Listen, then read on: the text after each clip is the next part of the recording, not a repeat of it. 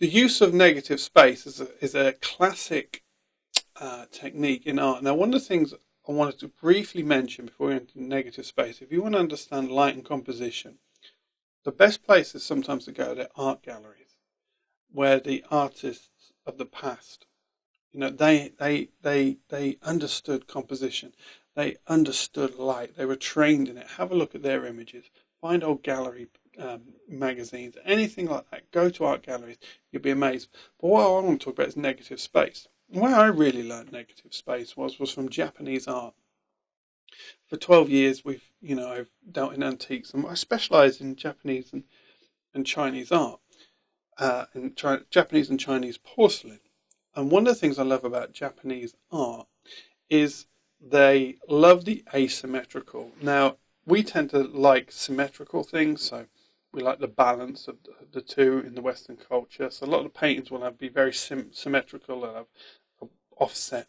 But in the Japanese culture, a lot of their art is asymmetrical. And they use a lot of negative space. So they'll have an element on one side and a lot of negative space to offset and draw the eye back to that frame. So we're going to look at negative space and how you can use that and how compelling that can be in a composition.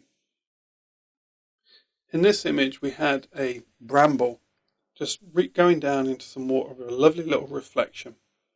And what I've done, I've just placed it on the thirds, but I've used the negative space. I didn't want anything in the image other than the bramble. I wanted the sharpness of the thorns to be shown. I wanted that to be the dominant thing. But by using the negative space around it, there's nothing in that space.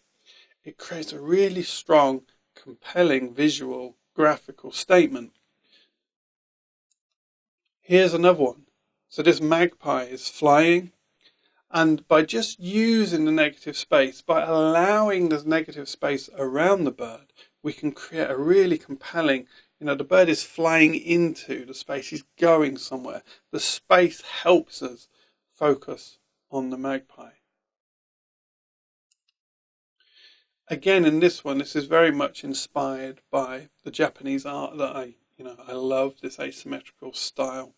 And it's just a simple silhouette, but I've got it on the right hand side.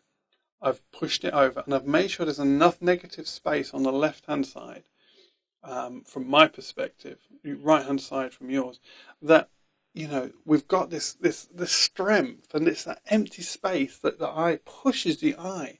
And that's what's so interesting about negative space. Negative space pushes the eye to the interesting subject because there's nothing there to draw you, and then it becomes a wonderful balance for this type of imagery.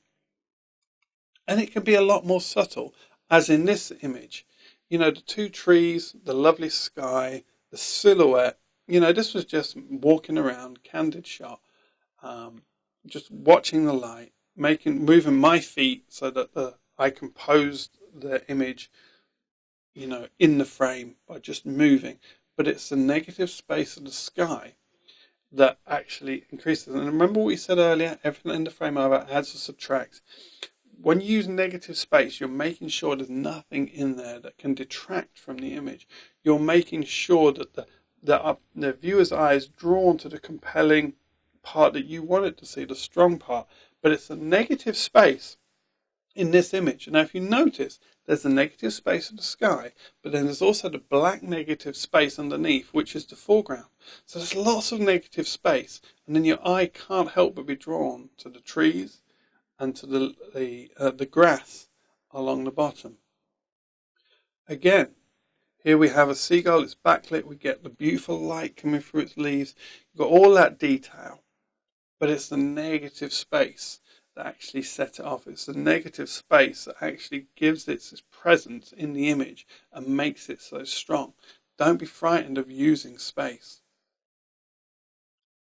Candid portraiture, street photography. Just saw this young couple standing up, looking out at the sea. Some lovely soft light or softish light falling on the faces.